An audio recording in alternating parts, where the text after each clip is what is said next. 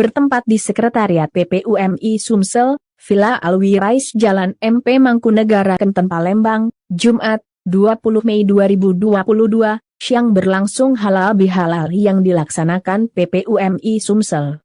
Suatu kehormatan besar bagi Ketua dan Pengurus Pemberdayaan Perempuan UMKM Indonesia, PPUMI, Sumsel, karena pada kesempatan ini hadir langsung Ketua PPUMI Lampung beserta pengurus.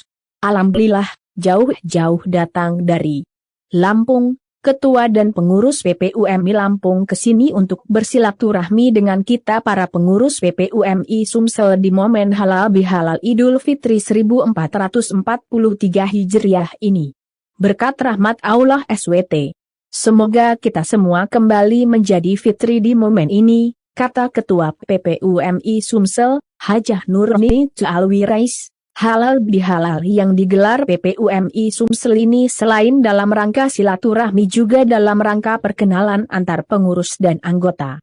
Selain itu, kehadiran Ketua dan pengurus PPUMI Lampung merupakan suatu kehormatan dalam menjalin silaturahmi ini.